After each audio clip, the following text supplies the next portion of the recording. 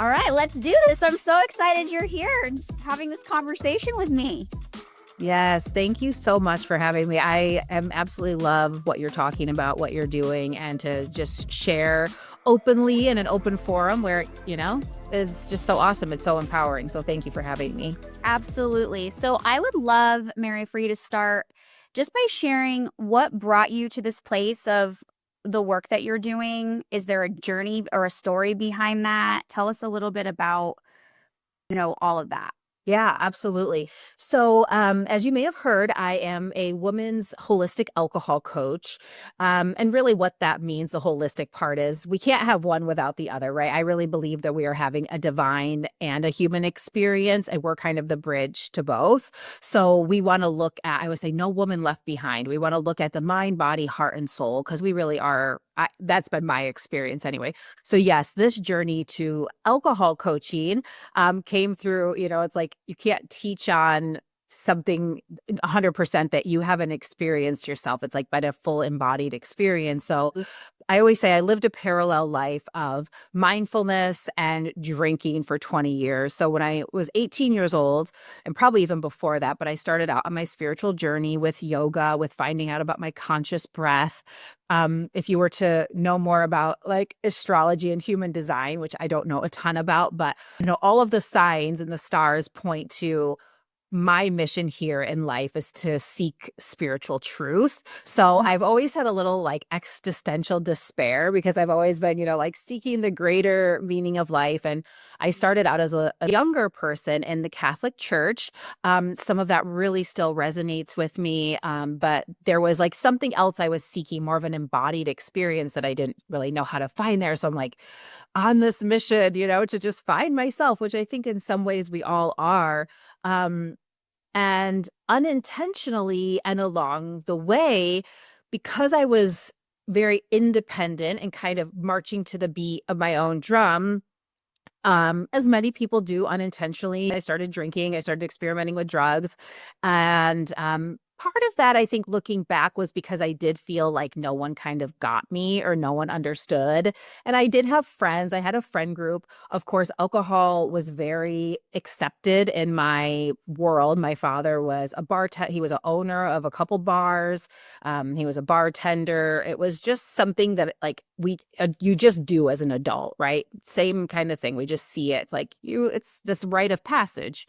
Um, but any drug, it becomes progressive. And I believe that there is a spectrum of use and dependency, but anyone can become addicted to alcohol. But I also believe, different from the narrative of like being an alcoholic necessarily, that we can become unaddicted too. Anyone can.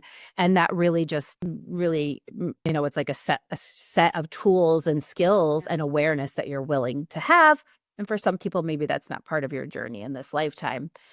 So drinking like a college kid, traveling by myself, I kind of always use alcohol a little bit as like a buffer or a tool to be independent, to kind of sit at the table by myself, like belly up to the bar with the boys. And it became something that for really 20 years, I always knew that it wasn't the journey that was meant for me. I always knew like I was missing, there was some part of myself I wouldn't be able to access fully with alcohol in the way, and then like other drugs and stuff. But I'll just fast forward you till 9 years ago. I was pregnant. I had a baby that I really wanted. I didn't know if I would ever want to have a child, and I did. Like the biological clock happened, and unfortunately, I didn't take that 9-month break, which gave me evidence that I wouldn't die without alcohol. I didn't take that break with my mindset being like, oh, this could be the opportunity. But it wasn't until about I mean, of course, wasn't drinking while I was pregnant, but then I quickly really jumped right back on it. It's like I couldn't almost wait to do it. Being a new mom, I use it a little bit to kind of buffer that I stayed home with my son. But that he was really the catalyst for me to awaken me to a more mature part of myself, because I was 34 when I had him, that asked the question, what kind of mother do you want to be? What kind of woman do you want to be? And it was from that point where I realized a big part of my spiritual journey that had been missing, and part of my life was really the divine feminine. and even through my yoga practice, um, is like a pretty masculine practice in a lot of ways. It's very linear.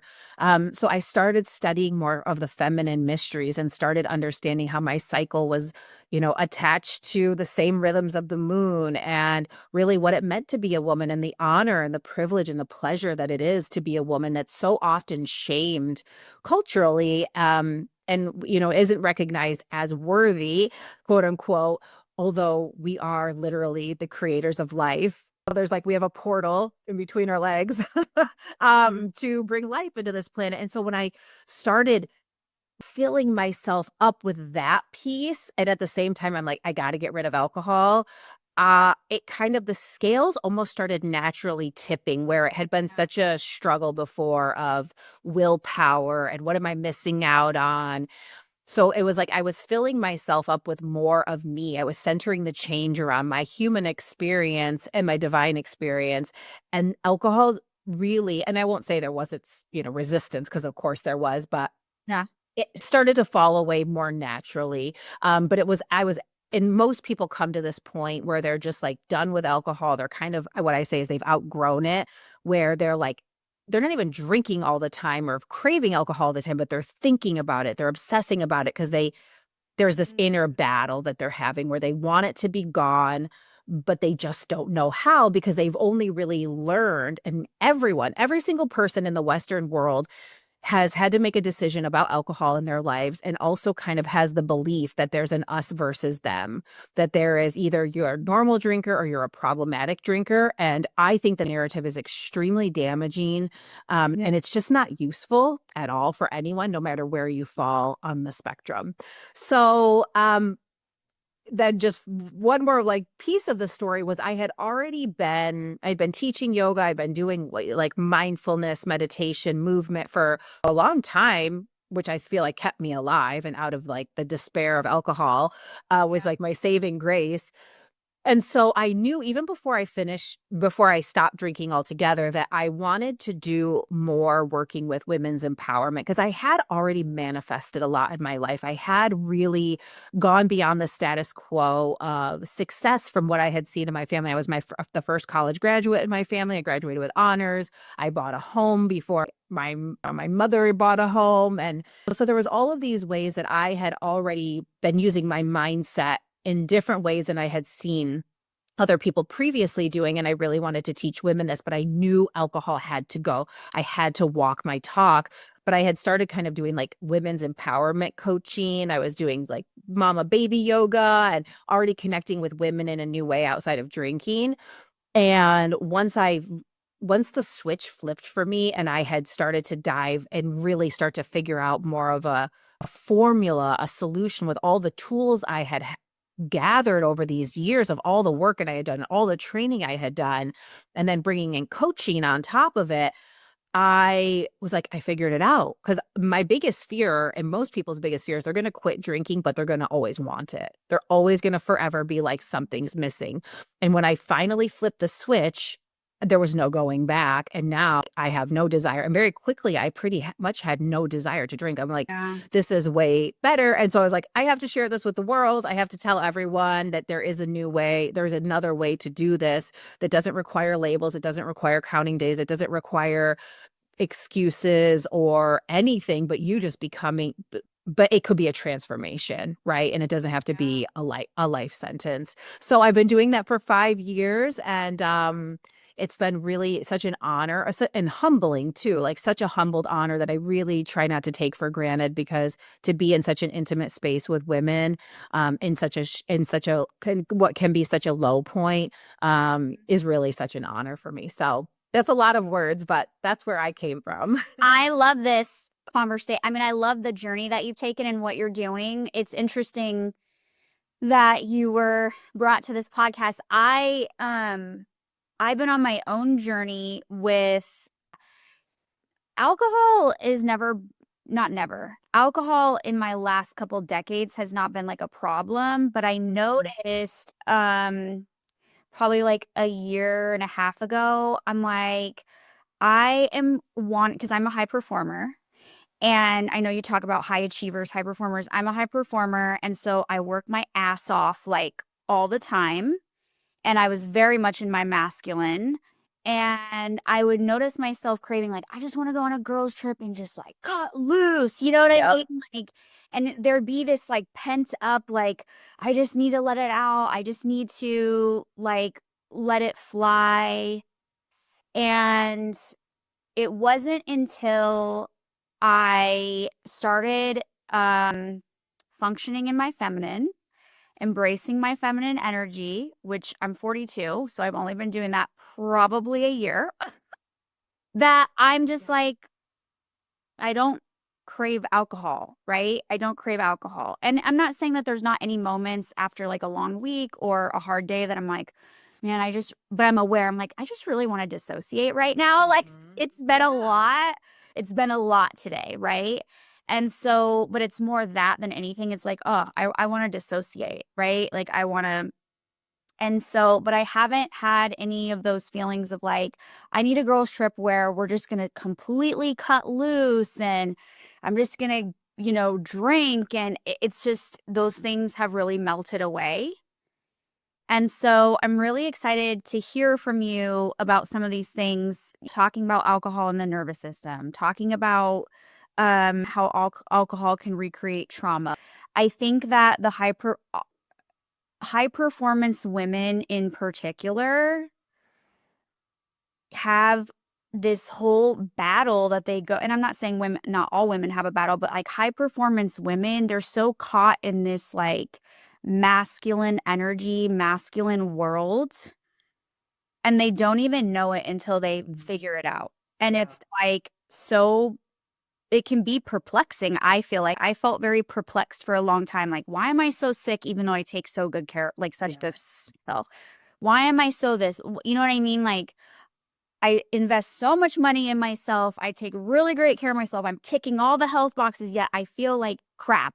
Like, what, you know what I mean? And I think this is where some of that alcohol piece potentially come from. I mean, you're the expert. That's just from my own lived experience though. Yeah. Well, you are spot on, and like kudos for figuring it out because we don't really see this as a solution. It's like, well, I'm a woman. Like, what do you mean being my feminine? We don't really even know what that means because so part of my theory and my philosophy, I'm actually writing a book too, is that as women's empower, like when we start to look at the women's empowerment movement, we start to automatically see right then an increase in alcohol consumption by women as well as medication too, right? Like middle-aged, like high-achieving white women are the highest medicated people in our country for mental support, right? Like on SSRIs and stuff.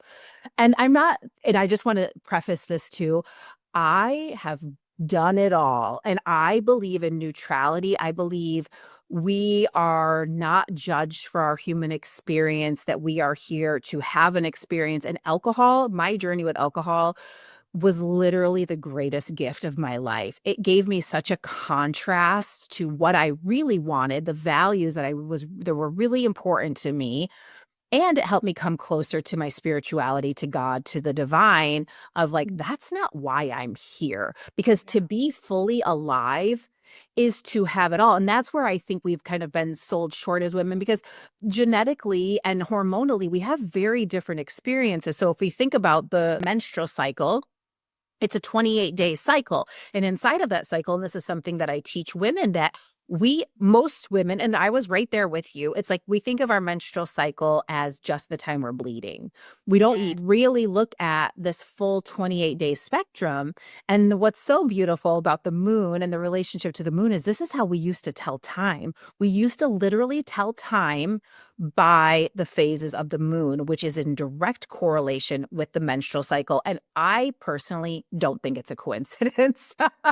I mean, it's a 28-day cycle as well, and it waxes and it wanes, and it is so beautiful. And so inside of that, we have hormones that are doing different things. So this is where a high achieving woman can just look more at data of her cycle, of saying, okay, these are the facts. And at different points during the month, I have different needs. I have very different needs. And is it more productive for me during my luteal phase, which is like the last week of our cycle before we're bleeding? Is it more productive for me to rest And, kind of that I forget what someone called it yesterday. It's like, they do it with women for, nursing mothers, like new mothers. They talk about getting your rest ahead of time because you might have to be up for days.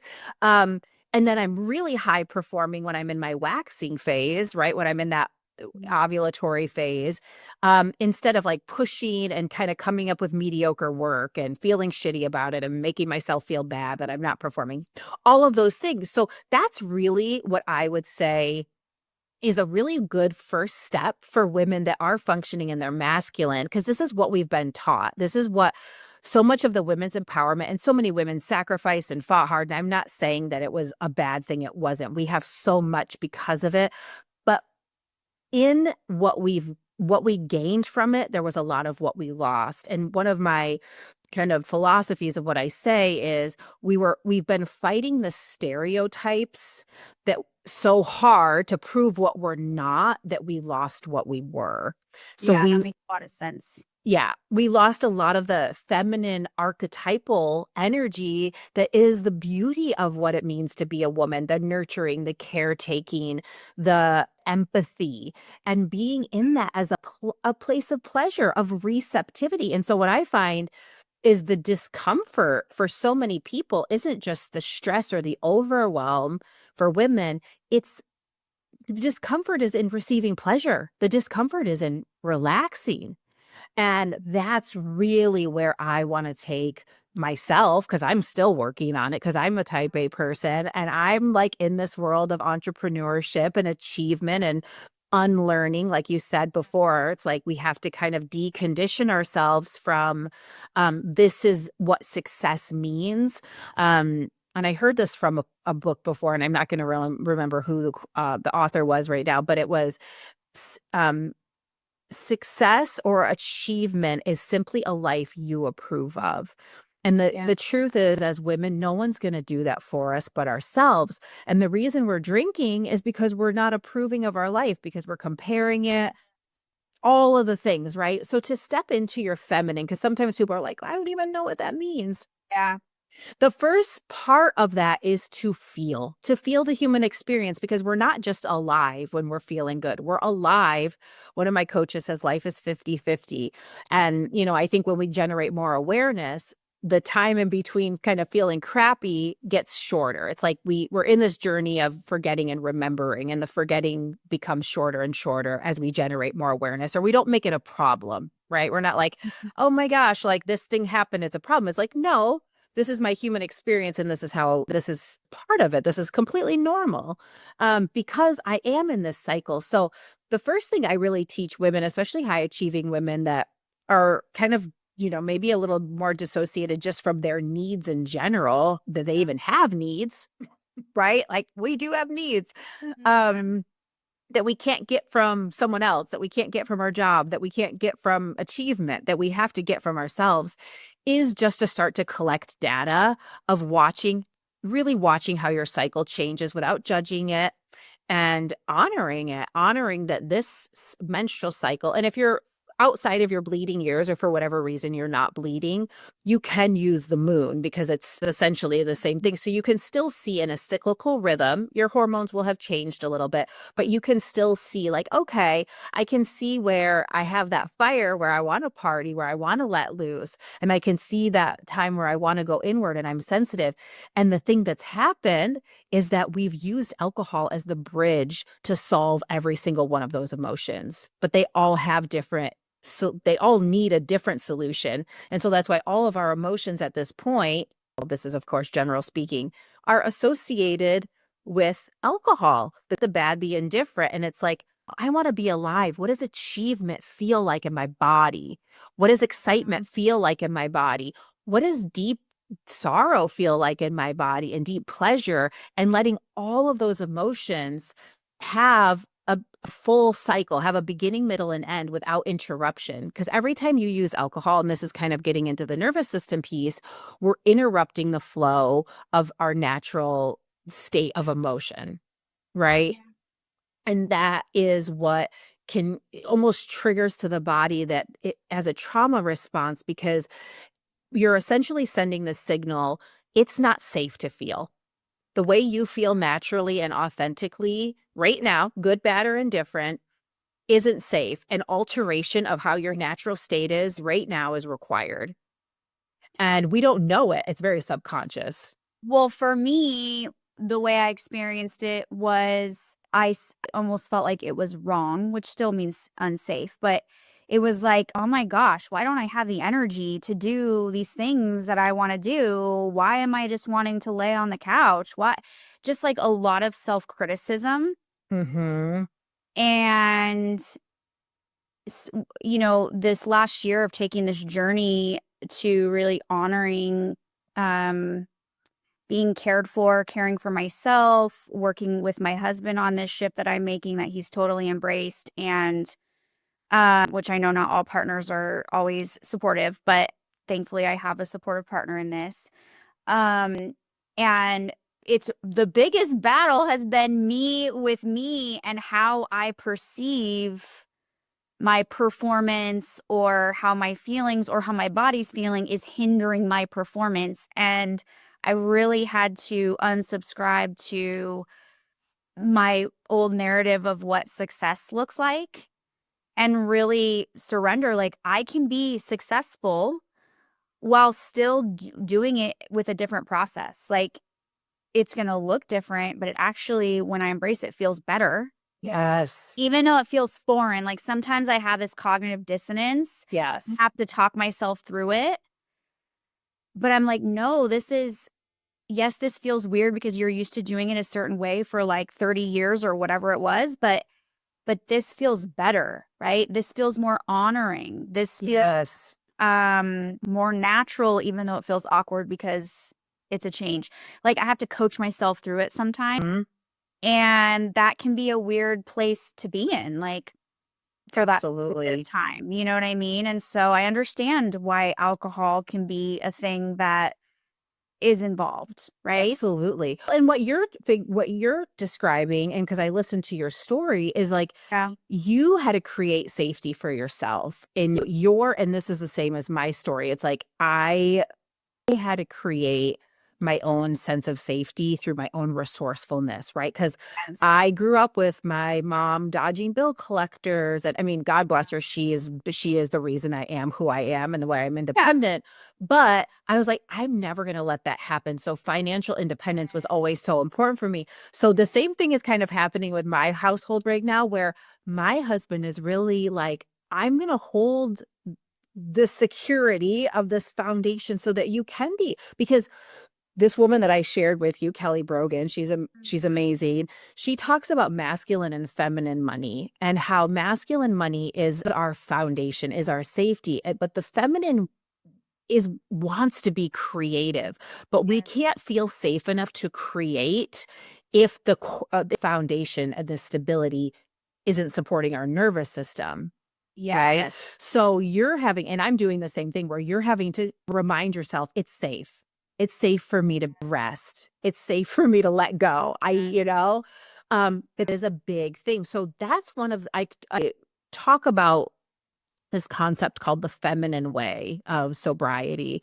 I don't really even love the term sobriety because it's so loaded, but the feminine way of sobriety is establishing safety. And some women are doing it on their own because, like you said, they don't have necessarily this literal masculine Right.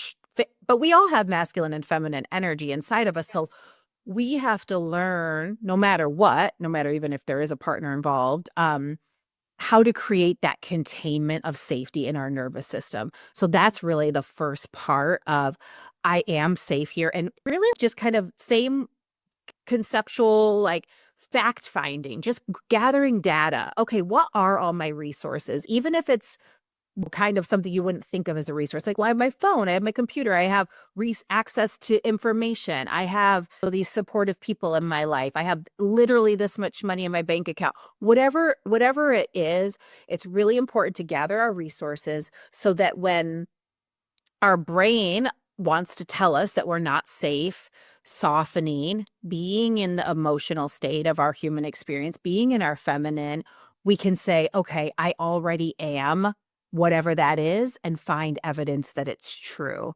Mhm. And without doing that, so it's so brilliant that you're already doing this naturally. And I believe that all women have this intuition of doing this work, but our intuition has also really been shamed as just another emotional flare up, right?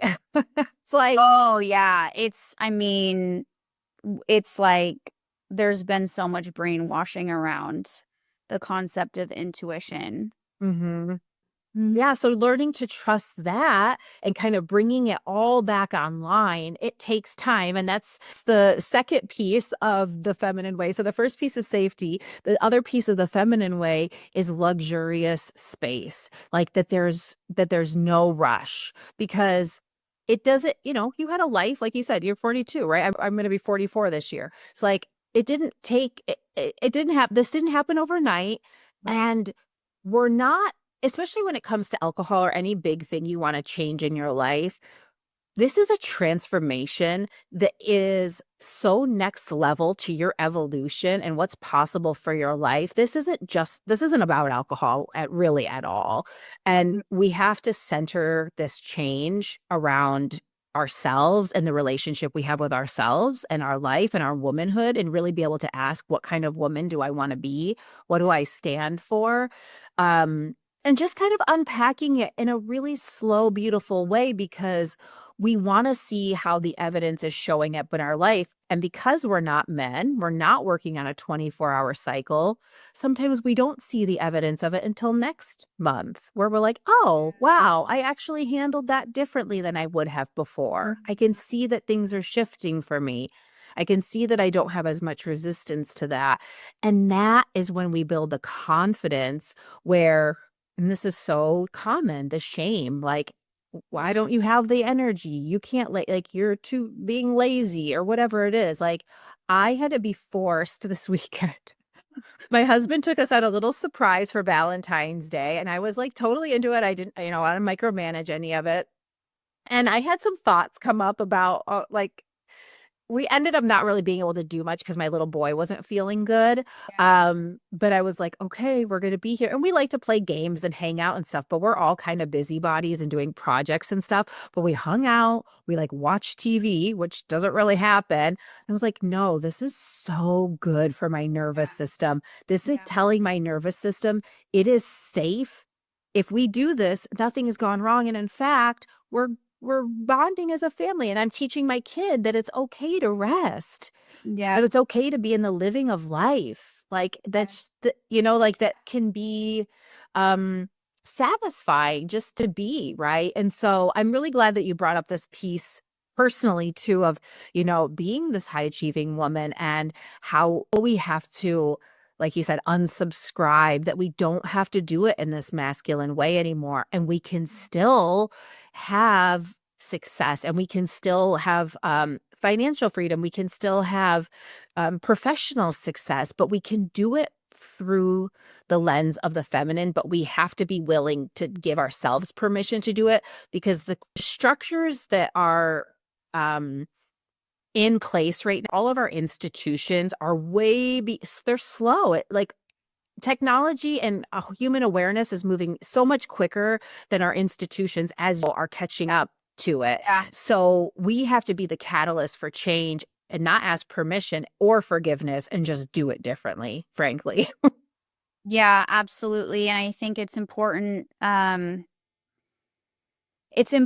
to surround yourself. So like I love the work you're doing. It's important to surround yourself with people who are going to support that, right? Like Yeah. which isn't always easy. There's lots of messaging on social media and um all just in our world around that really go against go against that. I'm actually thinking about somebody who is a personal trainer who I used to follow, and I actually unfollowed this person, like, just because it wasn't healthy for me, because the perception or the take that she had is like, you suck it up and you push no matter what. And that was literally what I was get away from, right?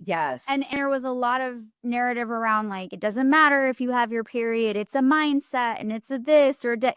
And I'm like, okay, this is the kind of stuff I have to unsubscribe to because Mhm. that's the narrative I used to run in my own life all the time. And like, this is what I'm trying to move away from. So it's like giving yourself permission that it's okay to unsubscribe, unfollow, move people to a different layer of inner circle if you need to, right? And maybe you don't share everything with them that Yeah. and I think that that's important too. And I think that it's a really hard, it can be a really challenging Yeah. for people to do, right? Absolutely. I mean, it's a huge thing that comes up for women. Like, that's one of the objections is, am I going to be any fun? What are people going to think? Am I going to be, can I be social? Am I going to be this downer? And what I found, and we coach through this and we look at the thoughts and we disprove them. And then we really follow the intention more than the expectation. That's a huge Yeah. distinction that I teach people is to look at your heartfelt intention for why you're doing something, because you're not typically being social just to drink. Typically, you're wanting to connect or celebrate or share or something.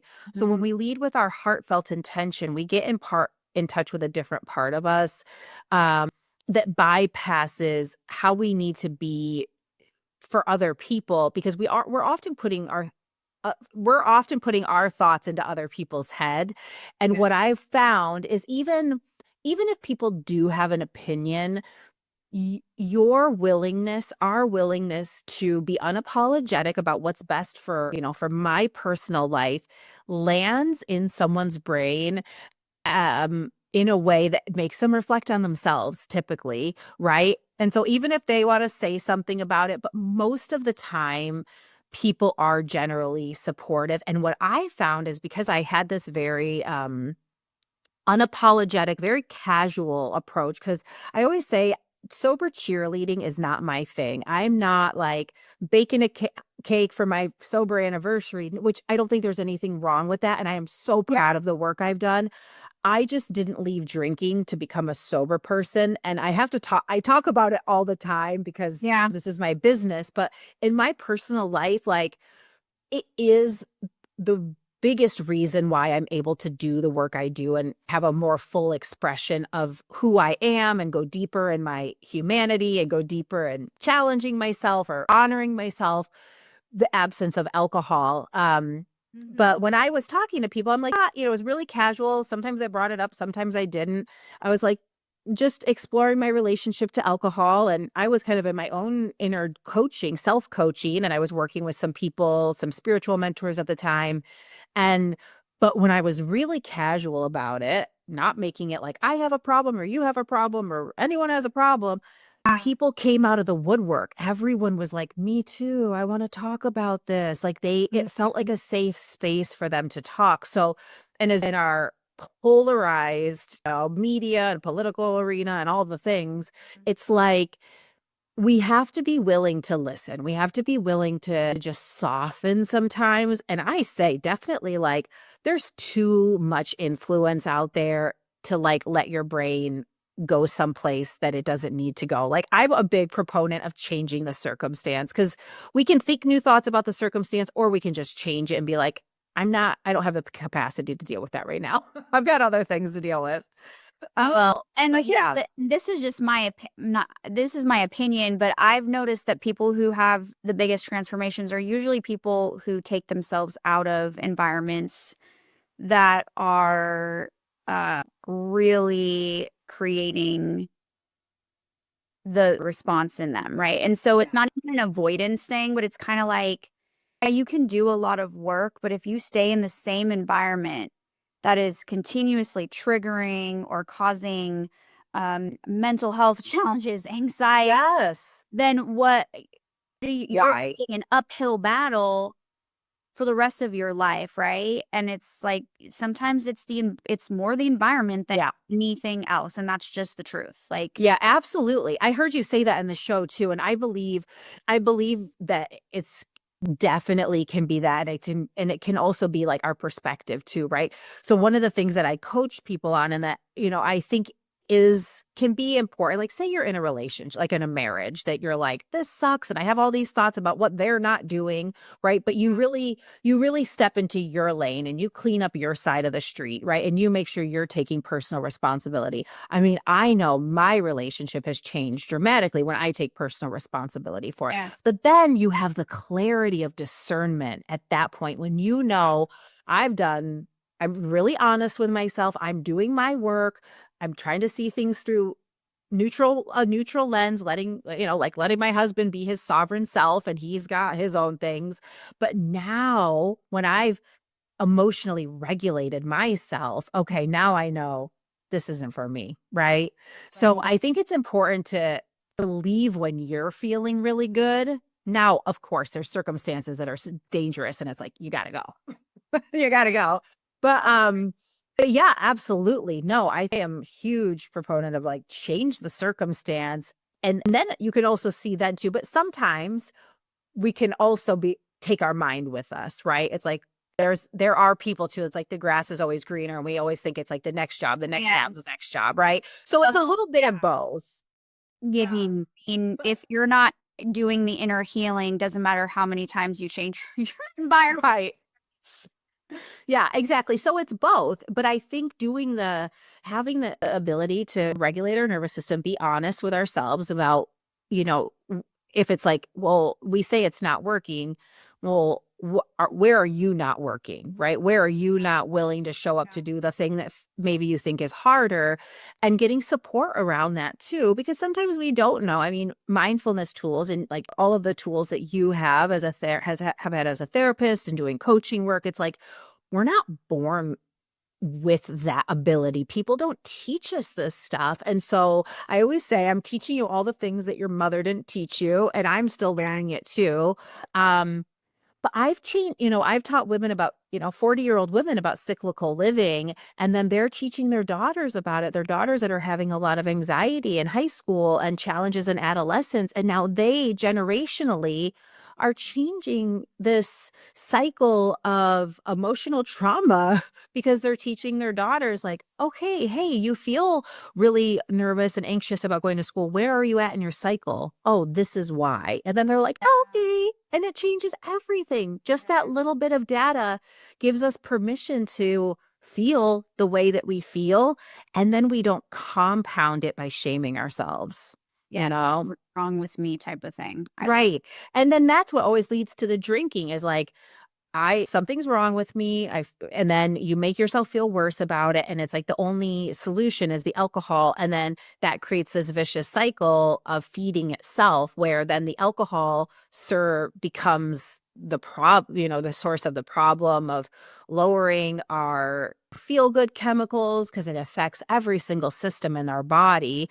I really don't talk a lot about the negative impact of alcohol because even though we kind of all know that it is a neurotoxin, and it is an addictive substance, but talking about the negative impact of alcohol doesn't create good feelings in our body, because the words that we say to ourselves, and we can have an awareness of it, but it doesn't inspire change. What inspires change is when I lead with my heartfelt intention, when I focus more on what I'm moving towards versus what I'm moving away from.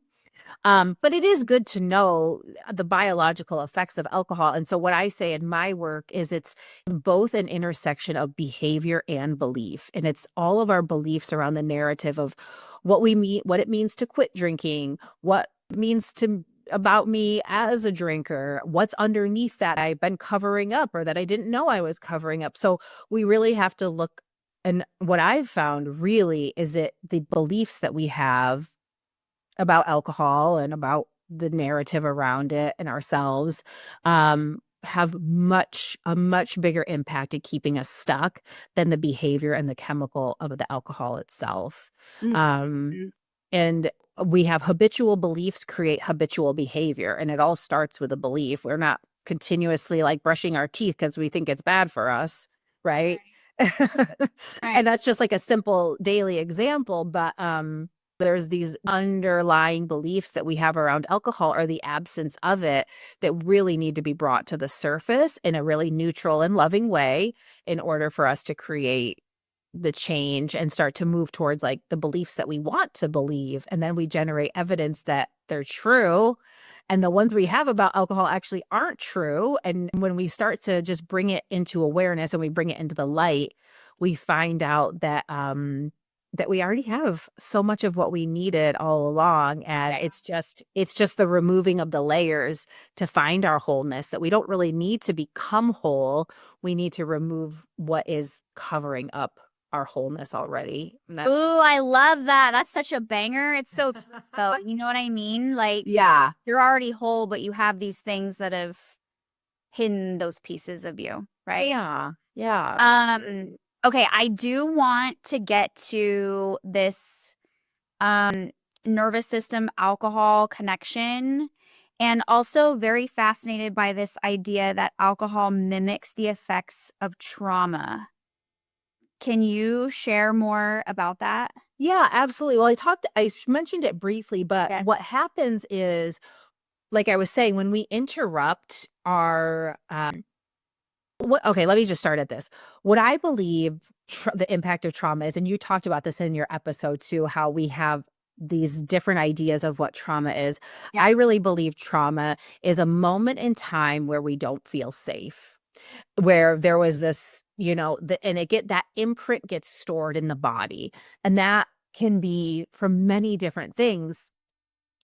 And what happens often is in our adulthood, and you knew this too, is that we experience a similar frequency or a similar emotion that triggers an old response that we're not even aware of, right? So say like you lost your mom at the grocery store and you couldn't find her. That could be a very traumatic imprint for a child. Like there's this moment of fear that gets stored in the tissue of the body, and even potentially you find someone and that feeling is ignored or invalidated, right? Like you finally find your mom and it's like, don't be sad, right? I'm here. You don't have anything to worry about, right? And so we really time travel through the frequency of emotion, right? So we have a similar maybe not a completely unrelated experience, but an experience in our adult life that the body has stored that is associated with that past emotion Yeah. that we don't even know is there. We don't even know that memory is there. And then we add alcohol as the bridge to move away from that emotion. Well, that imprint gets stored even deeper in the body because we are never giving it a chance to come up and out. So in Sanskrit or in yogic philosophy, they call this a samskara, where it's a groove in the brain, where that groove in the brain gets deeper and deeper and deeper and deeper. And we never get to take a new pathway.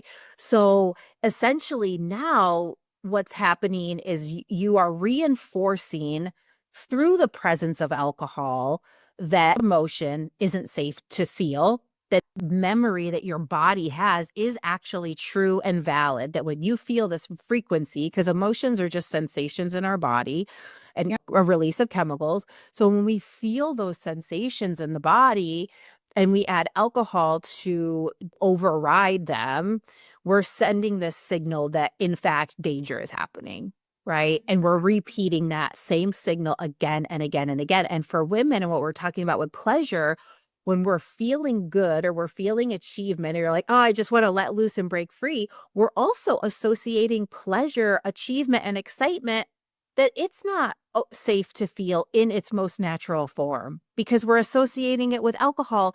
And every time you add alcohol to an emotion, you are stopping the emotion from having a full cycle, from having its full expression happen naturally.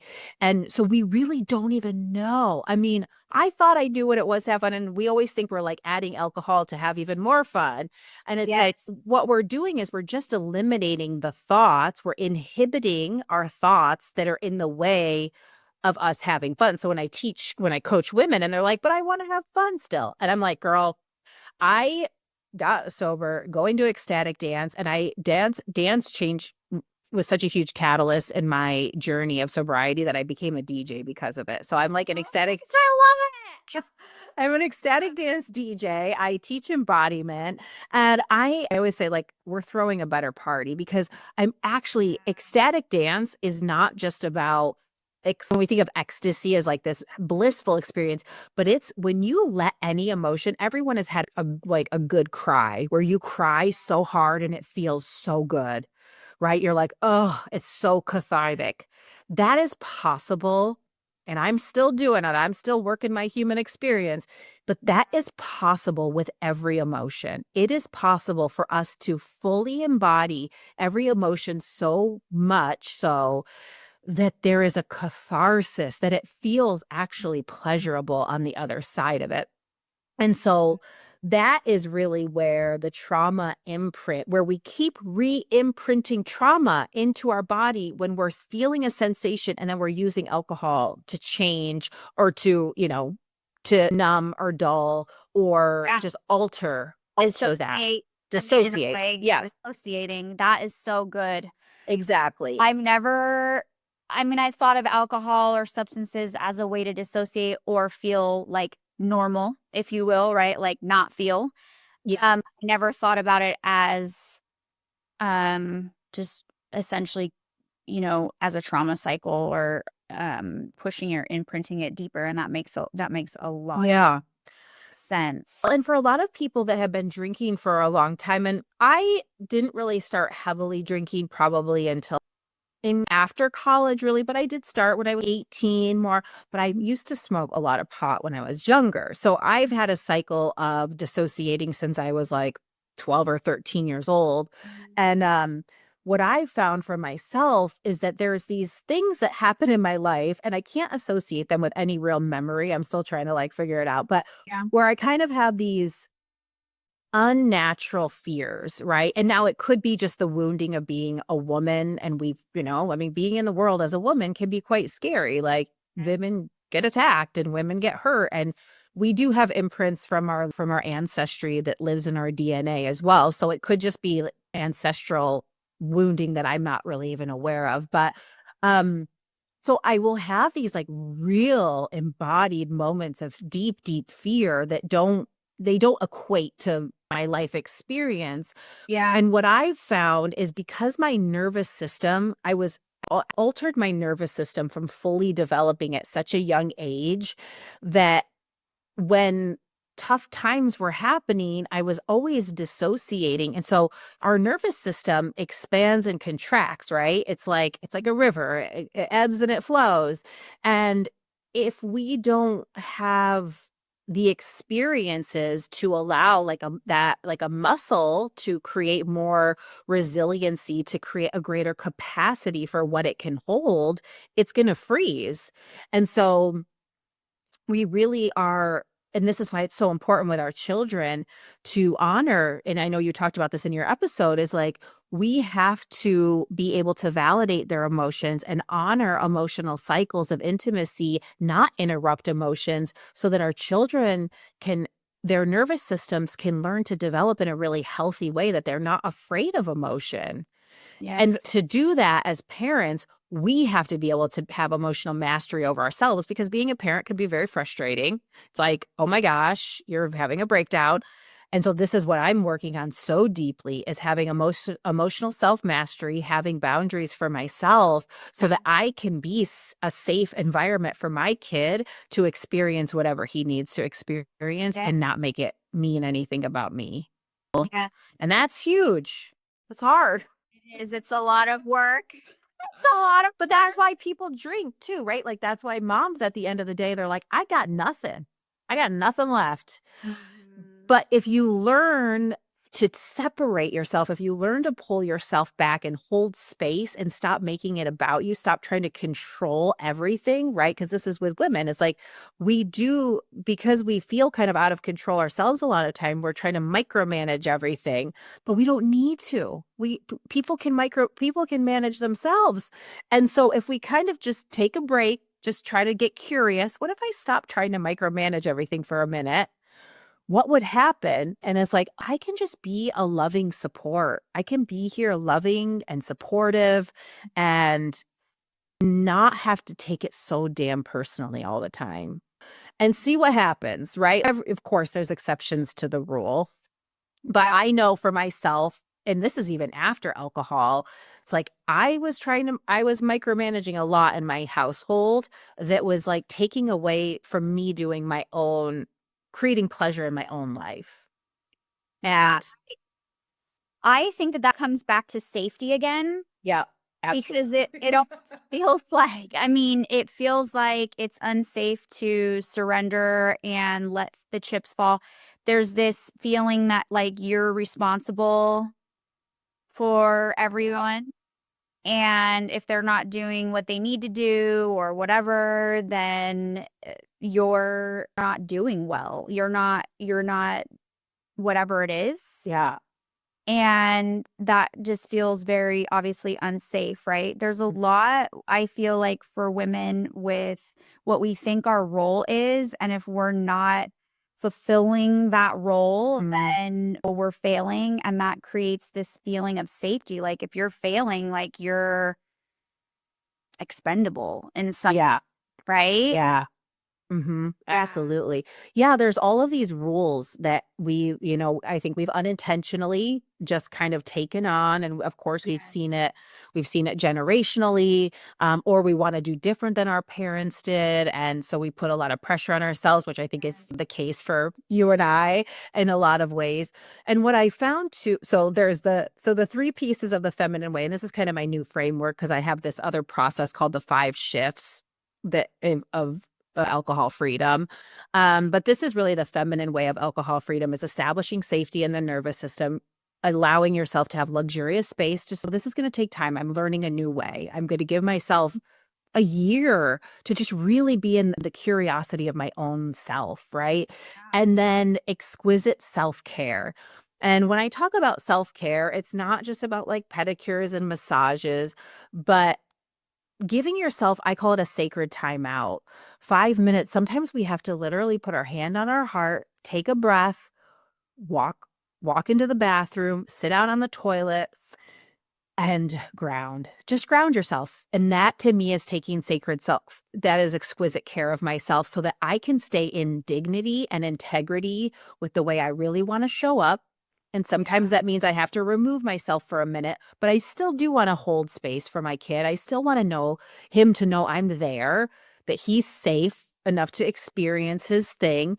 And so when we start taking exquisite care of ourselves as women and we take responsibility for our own happiness, I do find, just like with alcohol, that the micromanaging piece starts to become less important because we're doing that as a way to every action we take, the end result is always an emotion. We always think if I do this, I'm going to feel better, right?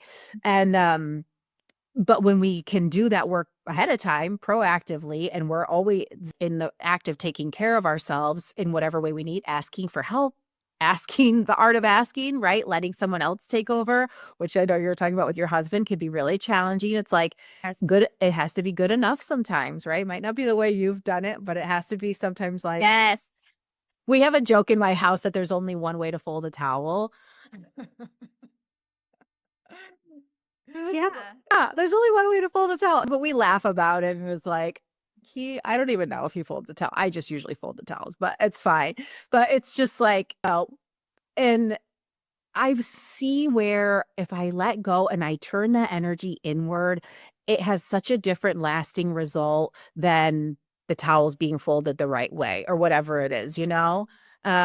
So it just takes self-awareness. It takes the willingness to be wrong sometimes. It takes the willingness for someone else to maybe be right or just to see a different perspective than, Yeah. one of my coaches always says, would you rather be right or happy? Because sometimes being right doesn't always create happiness if we're fighting our Yeah. way to it. Yeah. I love that. And then, so to kind of bring it all together, it's like the end result of this often for women is alcohol, right? Where we're like micromanaging or we're not taking care of ourselves or we're like having to prove our worth. It's like because none of it's actually filling us up on the inside, we're still left depleted. And these things that we've kind of been promised in some, weird societal way or just, traditionally, culturally, that we've been promised are going to create happiness for us. and then they don't, and we still feel depleted, we still feel numb, we still feel overwhelmed, it's like, okay, well, now I'm going to have a drink because shit, nothing else seems to be really working. Yes. I will say this from my own experience, especially my journey this last year, really embracing my feminine energy, my cycle, all of that is um I'm having a lot more fun doing what I'm doing. I'm way less focused on air quote success, even though I am cultivating success. I'm more focused on the process versus the results. I'm way more present with myself and also in my life with my important relationships, which are bringing me much more pleasure because I'm just more focused on being present with the person. And it's interesting, just as like a testimonial, is so um I am now like 2 weeks from having my week of bleeding, right? So the week before, I was really tired and kind of out of it. And every month I've made progress where I'm not like trying to force something. And I work when I feel like it. And yes, and I know that not everybody has that luxury. I'm an entrepreneur. I can do that. I have an established business, so I have the space to do that. But I am not forcing myself to do a certain workout, right? I'm doing the movement that feels good. If I want to work out in my pajamas instead of tight clothes, I add out. And then I noticed that the week coming out of like my period and then coming in, I was just like, I had this natural energy just bang so much out, and I had so much clarity and laser focus, and I got probably more done in joy too, Mhm. that like week and a half than if I was trying to force myself, right? And it would be mediocre and be like dragging myself, and it would be from a place of guilt and like obligation. And it felt so good. And I'm like, why haven't I been doing it like this the whole freaking time? It's Yes. fine. It's fine. But it made me reflect on like, gosh, like I'm so thankful that I'm embracing this. And even though sometimes it still feels awkward because it's like not the way I used to do it, I just feel more fulfilled. My daughter is like, "Mom, you're so much more present with me now than." I mean, she's 11, so she can, and she's, very aware. She's like, "I just really like the way you are. Like you're hanging out with me and you seem less stressed, and like you're paying more attention to me, and I'm enjoying that process." And so anybody listening in, like it's a process, and I highly encourage you, whether it's alcohol or not, right? Yeah. Like this in itself is just such a rite of passage for women, and you can achieve and be who you want to be at the same time. You just have to be okay with it looking different. Yes. Oh my God, I'm so glad you shared that because it's such a beautiful testament to, because really too it's like you get to, this is the highest form of our authenticity.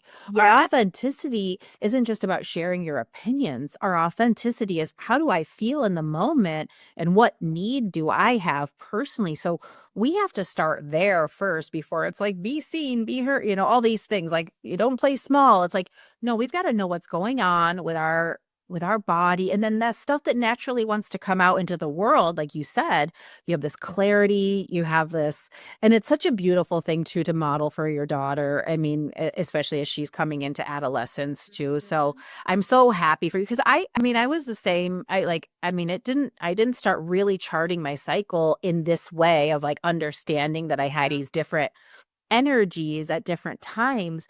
And if you are, I was thinking this the other day too, because I was like, the first day, it was like day one, and I was just feeling bloated and just lethargic and kind of grouchy. And I'm like, I'm so grateful I don't have to go sit somewhere right now, feeling like, Yeah. forced to go somewhere.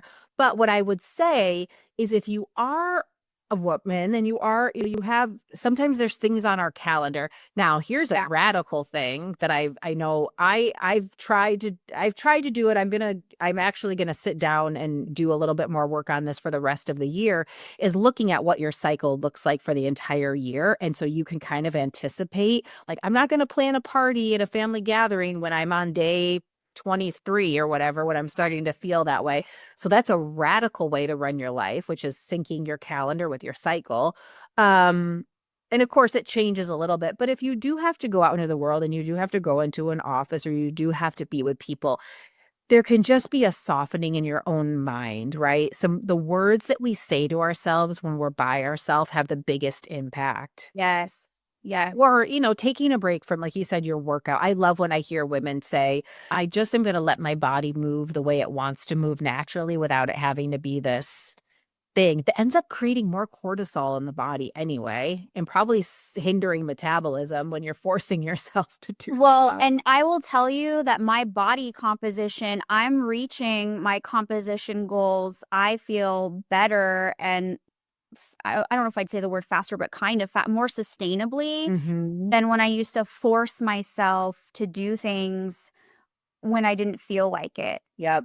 And I'm noticing a transformation in my body and my composition in ways, I mean, than ever before. And I Mm-hmm. will like let myself go now days without a ton of movement. Maybe I'll walk a little or stretch or whatever.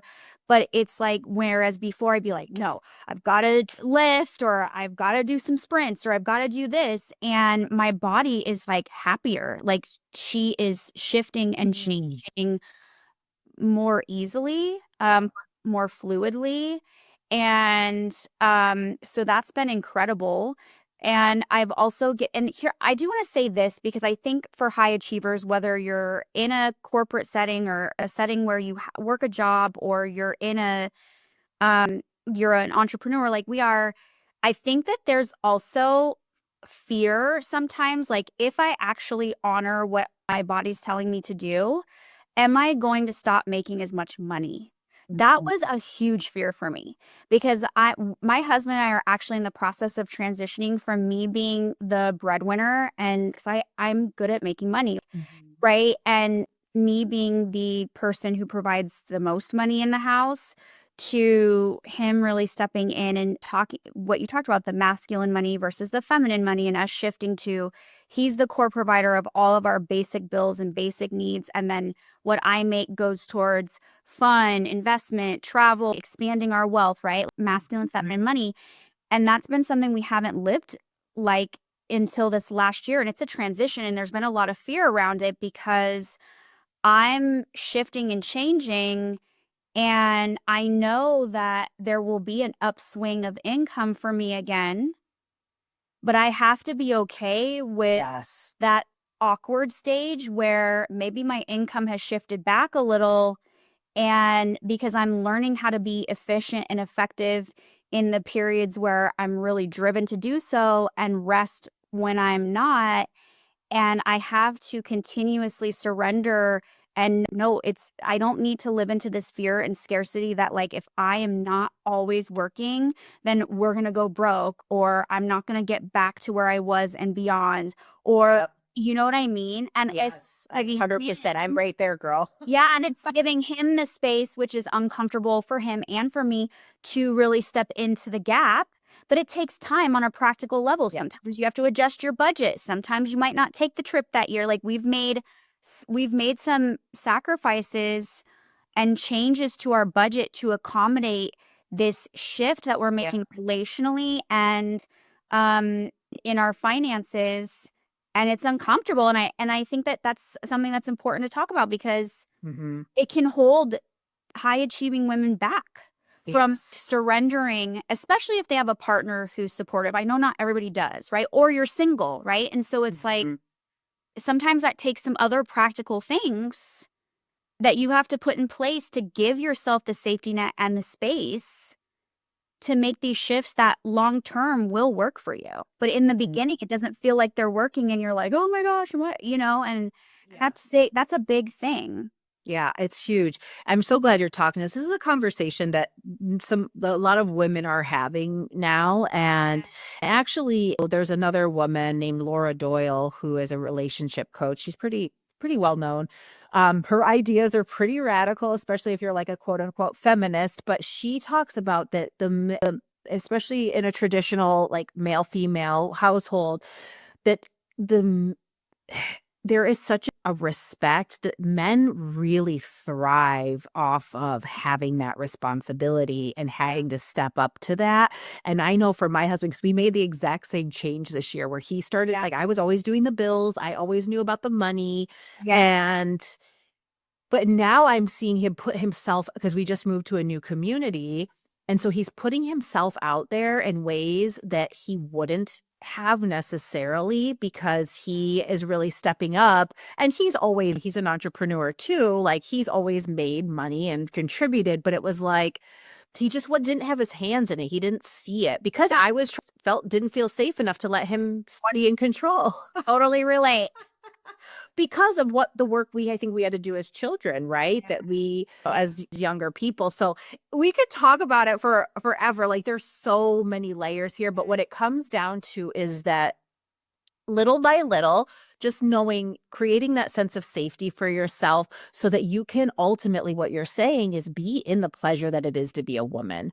Be Yes. in the feminine flow of the creative process, right? And that doesn't mean we don't work and we don't have a schedule or anything like that, but it just means being more present to your ever-changing needs and not having to explain your emotions to anyone. One of my really good friends and colleagues says, I'm under no obligation to make sense to anyone, including myself. Oh, I love that.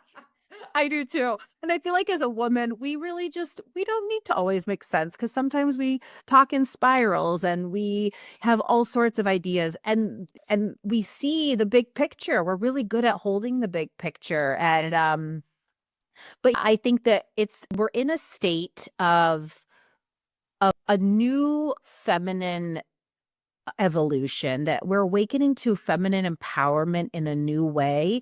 And where we're at is a really beautiful place, because we have access to many things, right?